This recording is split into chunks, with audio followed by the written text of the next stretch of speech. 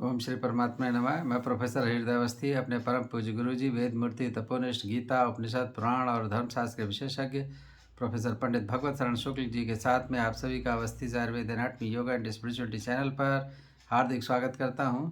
हम लोग गीता के 18वें अध्याय में हैं और 23वें श्लोक से आगे की व्याख्या गुरु जी करेंगे सरल शब्दों में, जिससे हम लोग उसे हृदयंगम कर सकें और अभ्यास में ला सकें। तो हम लोग चलते हैं गुरु जी की ओर। त्वमेव माता च पिता त्वमेव बन्धुश्च सखा त्वमेव विद्या द्रविणं त्वमेव सर्वं मम देव। कृष्णाय वासुदेवाय हरे परमात्मने प्रणतक्लेशनाशाय गोविंदाय नमो नमः। इस चैनल से संबद्ध सभी विद्वद्गण, सभी जिज्ञासु छात्रवृंद, सहृदय सज्जन वृंद एवं इस चैनल के संस्थापक तथा प्रबंधक आचार्य हरिहृदय अवस्थी जी, हम लोग गीता ज्ञान यज्ञ के इस शुभ अवसर पर आपका सबका स्वागत करते हुए मोक्ष संन्यास योग नामक इस 18वें अध्याय में हम लोग कर्म के तीनों स्वरूप की चर्चा करेंगे कि सात्विक कर्म का स्वरूप क्या होता है, राजस कर्म का स्वरूप क्या होता है और तामस कर्म का स्वरूप क्या होता है। भगवान कहते हैं नियतम संगरहितम अराग द्वेषतः कृतम अफल प्रेसुना कर्म यत् सात्विक मुच्यते। सात्विक कर्म के सर्वप्रथम जो शर्त है वो ये है कि वो शास्त्र विहित कर्म होना चाहिए, शास्त्र से अविहित कर्म नहीं होना चाहिए। तो शास्त्र से विहित कर्म क्या होता है, जिसके विषय में पहले भी इसका उल्लेख हुआ है। शास्त्र विषयक चिंतन वो है या शास्त्र विषयक आज्ञा वो है जो आपके वर्ण के अनुसार, आश्रम के अनुसार आपको उसके लिए निर्देश दिया गया है कि आप फला वर्ण के लिए है तो आपके लिए आचार विचार व्यवहार का स्वरूप ये होगा, और आप अगर फला आश्रम से संबद्ध हैं तो आपके लिए उस आश्रम के अनुसार वो आचार विचार होगा। क्यों पूरी व्यवस्था हमारे भारतवर्ष की वो चातुर्वर्ण की और चार आश्रमों की, उसी के अनुसार सबके कर्तव्य निश्चित होते हैं। वो सुव्यवस्था एक सामाजिक व्यवस्था भी है, शास्त्रीय व्यवस्था भी है और वो सब वैज्ञानिक व्यवस्था है। और वस्तुतः प्रत्येक वर्ण एक संस्कृति विशेष के संरक्षक है और अपने संरक्षण में अपने कर्म के द्वारा संपूर्ण समाज की सेवा करते हैं। और प्रत्येक कर्म में किसी भी कर्म की निम्नता या उच्चता नहीं है, अपने दृष्टि से सभी कर्म की उत्तमता है। हम उनको उस कर्म के आधार पर तत्तद रूप में उनको हम महत्व देते हैं। जैसे शरीर में सभी अंग हैं, सभी अंग में अगर एक भी अंग की दिक्कत हो जाए तो व्यक्ति जो है वो विकलांग कहा जाएगा। वैसे ही समाज में भी जो चातुर्वर्ण व्यवस्था है, तो एक भी वर्ण अगर किसी कारण से वो अपने कर्म के प्रति उदासीन होता है या कर्म को निम्न समझकर उसको त्याग करता है तो समाज भी विकलांग हो जाता है। जिस विकलांगता को आजकल विशेष रूप में देखा जाता है, हम वही कर्म किसी के यहाँ सर्विस करते हैं तो करते हैं, किंतु अपने घर में उसको नहीं करते हैं, उसको हम निम्न समझते हैं। नौकरी करने पर उसको करते हैं। किसी फैक्ट्री में कोई ऐसा वस्तु बन रहा है जिसका निर्माण पहले गांव में होता था और एक वर्ग विशेष उसका निर्माण करता था, उसी वर्ग विशेष का व्यक्ति जाके जब फैक्ट्री में काम करता तो वो कर्म करने में उसको लज्जा का अनुभव नहीं होता है परंतु गांव में उसी कर्म को करता है तो उसको लज्जा का अनुभव होता है। तो इससे क्या होता है, समाज की विकृति होती है और भारतीय सनातन परंपरा का ह्रास होता है। इसलिए भगवान ने कहा नियतम नियतम कर्म, नियत कर्म होना चाहिए, शास्त्र द्वारा विहित कर्म होना चाहिए। तत्त वर्ण विशेष के लिए, तत्त वर्ग विशेष के लिए जो कर्म शास्त्र के द्वारा निर्धारित है उस कर्म का निर्वाह उसको करना चाहिए, चाहे वो छोटा बड़ा कोई कर्म नहीं है। दूसरा, आश्रम के हिसाब से, अगर कोई ब्रह्मचर्य आश्रम है तो ब्रह्मचर्य आश्रम के जो नियम है उनका उसको करना चाहिए और स्नेह पूर्वक सम्मान पूर्वक करना चाहिए। इसी प्रकार गृहस्थाश्रम, इसी प्रकार वानप्रस्थाश्रम और इसी प्रकार संन्यासाश्रम के लिए कथन है। संन्यासाश्रम केवल ब्राह्मणों के लिए कहा गया है, अन्य के लिए संन्यासाश्रम वर्जित है। और संन्यास में अगर प्रवेश ही करते हैं तो दंड संन्यास का नियम जो है वो ब्राह्मण को छोड़ करके अन्य के लिए नहीं है, शास्त्र का ऐसा नियम है। तो इसलिए नियत कर्म करना चाहिए, परंतु उस कर्म को कैसे करें, संग रहितम, आसक्ति से रहित। उसमें कर्म में आपकी आसक्ति नहीं होना चाहिए, कर्म फल में आसक्ति नहीं होना चाहिए, कर्म करने में आसक्ति नहीं होना चाहिए, कर्तव्य भावना होनी चाहिए। उसके साथ साथ अराग द्वेषतः कृतम, उस कर्म में आपका राग नहीं होना चाहिए और ना ही उसमें द्वेष होना चाहिए। राग का अर्थ होता है प्रीति, स्नेह, लगाव जिसको हम लोग कहते हैं। और लगाव होना और आसक्ति होना दोनों में अंतर है। आसक्ति होने से व्यक्ति उसके प्रति निर्भर हो जाता है और राग होने से उसको चाहता है, वो मिलेगा तो भी ठीक है, नहीं मिलेगा परंतु राग होगा। इस प्रकार द्वेष होने से व्यक्ति उसका नष्ट, उस व्यक्ति विशेष का या वस्तु विशेष को नष्ट नहीं करता, उसको स्वीकार नहीं करता। राग होने से स्वीकृति होती है, द्वेष होने से अस्वीकृति होती है। तो राग द्वेष से होना, उस कर्म को हम कर रहे हैं परंतु हम उसको स्नेह पूर्वक नहीं कर रहे हैं, उसको द्वेष पूर्वक कर रहे हैं। जैसे आप घर में हैं, कोई काम ऐसा है जो आपको अच्छा नहीं लगता है किंतु आपके पिता या माँ उसके लिए आज्ञा देती हैं और आपके लिए आपको मजबूर करते हैं, उस काम को आप करते हैं परंतु गुस्सा के करते हैं, रो के करते हैं। इसी प्रकार कोई काम है जिसको आपको नहीं कहा गया फिर भी उसके प्रति आपका राग है, इसलिए उसको आप करना चाहते हैं। तो ये अराग द्वेषतः कृतम, राग और द्वेष से रहित होकर के जो कर्म किया जाता है।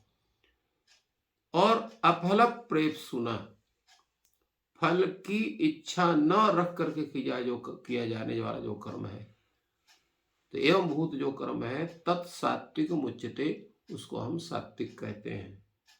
शास्त्र द्वारा नियत कर्म, आसक्ति रहित कर्म, राग द्वेष से रहित कर्म और फल की इच्छा से रहित कर्म, ऐसा जो कर्म है उसको हम सात्विक कर्म कहते हैं।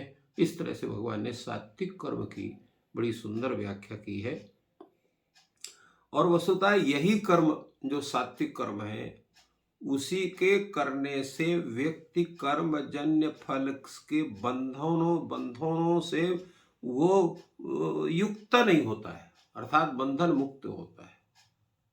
पूरा गीता का जो विचार है मुक्ति का एक ही स्वरूप बताता है, कर्म बंधन की संप्राप्ति आपको ना हो। कर्म बंधन की संप्राप्ति कर्म में आसक्ति होने से, राग होने से, द्वेष होने से, फल की इच्छा से युक्त होकर के कर्म करने से होती है, उसका त्याग आपको करना है।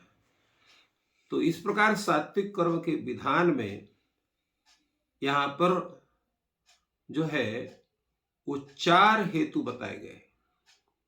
पहला है नियत कर्म, दूसरा है आसक्ति रहित कर्म, तीसरा है राग द्वेष से रहित कर्म और चौथा है फल की इच्छा न रख करके कर्म। तो ये 4 हेतु हैं। इन 4 हेतुओं से युक्त जब हम कर्म का विधान करते हैं तो वह कर्म सात्विक कर्म कहा जाता है। इसी तरह से राजस कर्म है, यत्तु कामे सुना कर्म सहंकारेण वा पुनः क्रियते बहुलायासम तद राजसम उदाहृतम। अब इसमें सबसे पहले यत्तु कामे सुना कृतम, उस काम को हम कर रहे हैं, परंतु इस काम को करने से हमें अनेक प्रकार का लाभ होगा, अनेक प्रकार के भोगों की प्राप्ति होगी, ऐसा समझ करके हम कर्म को कर रहे हैं। और कर्म चाहे जैसा हो, हम ऐसा प्रदर्शन करते हैं कि इस कर्म के करने में बड़ा परिश्रम पड़ रहा है, बहुलायासम, बहुत इस कर्म के करने में बड़ा परिश्रम पड़ रहा है, बड़ी कठिनाई से काम ये हो रहा है। तात्पर्य है उस कार्य के करने में हमको आनंद की प्रतीति नहीं हो रही है, हमको कष्ट का अनुभव हो रहा है, परंतु उससे अनेक प्रकार के भोगों को चाह करके उस कर्म को कर रहे हैं, और इसके पश्चात भी अहंकार पूर्वक कर रहे हैं। इस कर्म को हम ही कर सकते हैं, या हमारे जैसे इस कर्म को कोई नहीं कर सकता है, हमसे ज्यादा इस कर्म को करने वाला कोई है ही नहीं है। इस तरह से अहंकार के सहित, अहंकार के से युक्त होकर के जो कर्म कार्य किया जाता है, तो ऐसे कर्म को भगवान कहते हैं वो राजस कर्म है। यहां पर जो कर्म का विधान है, जिसके विषय में सात्विक कर्म के विषय में कहा गया, ठीक उसी तरह से यहां पर उससे भिन्न स्थिति यहां बनती है। यहां नियत कर्म तो कर रहा है, परंतु उसमें उसकी आसक्ति भी है, क्योंकि अनेक प्रकार के भोग उसको प्राप्त होना है, तो आसक्ति युक्त काम हो रहा है और अहंकार पूर्वक हो रहा है। तो उसको करने में उस व्यक्ति को कर्तव्य भाव नहीं है, अपितु अधिकार भाव है, अहंकार भाव है। और बहुलायासम का तात्पर्य है उसको सुख पूर्वक नहीं करना चाहता, उसको करने में उसको कष्ट का अनुभव होता है, इसलिए वो राजस है। तो कर्म करने पर भी, कर्म के फल की इच्छा होने पर, और जो है कर्म भावना से जो कर्म नहीं होता है और अहंकार युक्त जो कर्म होता है, उसको हम राजस कर्म कहते हैं। तो इस तरह से ये राजस कर्म जो है, उसका फल क्या होता है? उसका फल होता है व्यक्ति को अनेक प्रकार के कर्म बंधनों से युक्त होना। तो जब हम कर्म बंधनों से युक्त होते हैं, तो जो मोक्ष की संभावना वो हमारी क्षीण होती है, हम मोक्ष को प्राप्त नहीं करते हैं। बार बार हम लोगों को अन्य अन्य योनियों में जीवन धारण करना पड़ता है, उन भोग को भोगना पड़ता है, अनेक प्रकार के कष्ट उस जीव को भोगना पड़ता है अपने कर्मों के कारण, और उनको वह भोगता है। और बार बार उन योनियों में जा कर उस कर्म के फल को भोग करके इसके पश्चात पुनः वह अपने कर्म के प्रभाव से मनुष्य होता है। और जैसा पूर्व में कई बार कहा गया है, कर्म करने का अधिकार मात्र मनुष्य को है, और अन्य योनियों के जीवों को कर्म करने का अधिकार नहीं है, फल भोग का केवल अधिकार है, वो फल भोगते हैं। कर्म करने का अधिकार क्या है, का तात्पर्य क्या हुआ? अरे वो भी अपने उदर की संपूर्ति करते हैं, वो भी बच्चा पैदा करते हैं, वो भी जो है आपस में संबंध रखते हैं, तो वो तो कर्म हुआ उनका। तो कहते हैं वो कर्म जो होता है वो प्राकृतिक दृष्टि से होता है, बुद्धिपूर्वक कर्म वो नहीं होता है। बुद्धिपूर्वक कर्म करने का केवल जो है गुण वो मनुष्य में है, इसलिए मनुष्य ही उस कर्म करने को अधिकार होता है। और उसी प्रकार यहाँ तक कि देवताओं को भी कर्म करने का अधिकार नहीं। देवताओं के भी जो कर्म हैं वो केवल भोग से संबंधित है, केवल भोग भोगने के लिए होते हैं, क्योंकि वो भी भोग योनि है, ऐसा शास्त्र कहते हैं। इसी प्रकार तामस स्वरूप है। तामस का स्वरूप भगवान कहते हैं अनुबंध क्षयम हिंसा मनवेक्ष च पौरुषम मोहादारभ्यते कर्मो यत्तत्तामस मुच्यते। इसमें कहते हैं अनुबंधम क्षयम हिंसाम अनवेक्ष च पौरुषम मोहात आरभ्यते यत् कर्म तत्तामस मुच्यते। जो कर्म ऐसा है कि उस कर्म का परिणाम क्या होगा इसको कोई चिंता उसको नहीं है। इस कर्म करने से हानि क्या होगा, हानि क्या होगी, लाभ क्या होगा, उसकी भी उसको चिंता नहीं है। इससे हिंसा होगी कि नहीं होगी, इस पर भी कोई विचार नहीं है। इसको करने का सामर्थ्य हमारे अंदर है कि नहीं है, इसका भी विचार नहीं है। तो इन सब, क्योंकि हम जब कर्म करते हैं तो उस कर्म का परिणाम क्या होगा इसका भी ध्यान रखना होता है। फिर उससे क्या हानि होगी कि नहीं होगी इसका ध्यान रखना पड़ता है। इससे किसी प्रकार की किसी को कष्ट तो नहीं होगा, और हम उस कार्य को कर सकते हैं कि नहीं कर सकते, ये सब पूर्ण विचार करने के पश्चात तब एक बुद्धिमान व्यक्ति उस कर्म का आरंभ करता है। किंतु ऐसा कर्म है जो अपने अहंकार से युक्त होकर के और अज्ञान से युक्त होकर के उस कर्म के संपादन में उसके परिणाम की चिंता नहीं करता, उसमें हानि की चिंता नहीं करता है, हिंसा आदि की चिंता नहीं करता, अपने सामर्थ्य को भी विचार नहीं करता है, और केवल अज्ञान से उस कर्म को आरंभ करता है। अब निश्चित है कि कदाचित कोई ऐसा कर्म है जो उसकी पूर्णता भी हो सकती है, या उस कर्म वो पूरा नहीं भी हो सकता है, दोनों बातें होती हैं। क्योंकि उस कर्म के विषय में जब आपको उसका ज्ञान नहीं है तो अनेक प्रकार की स्थितियां उसे बन सकती हैं। और ये जितने कर्म होते हैं मोहात आरभ्यते, मोह के कारण होते हैं। मोह का कारण क्या है कि अज्ञानता से युक्त होकर के विचार शक्ति का त्याग होना। जब हम विचार शक्ति का त्याग करेंगे तो हम उस पर उसके विषय में कुछ जान नहीं सकते हैं। अब आपको यह ज्ञान नहीं है कि कर्म करने से हमें सुख प्राप्त होगा कि दुख प्राप्त होगा, या इस कर्म के करने से हमको अधिक अपने शक्ति का व्यय करना पड़ेगा, धन का व्यक्त करना पड़ेगा, या इससे हमारे धर्म की हानि होगी, या अनेक प्रकार की जो हानि है वो होंगी, धन क्षय होना, शरीर क्षय होना, वाणी क्षय होना, अर्थात अनेक प्रकार के जो है कष्ट पहुंचना। तो इन सब का विचार हम नहीं करते हैं, और ना ही अपने सामर्थ्य पर विचार करते हैं कि इस कार्य को करने हम समर्थ हैं। आदि पहले समझ लेता है, किसी को कह दीजिए कि आप इस पर्वत को उठा लेंगे, आपको 1 करोड़ रुपए देंगे, तो पर्वत उठाने का सामर्थ्य आपके पास होना चाहिए।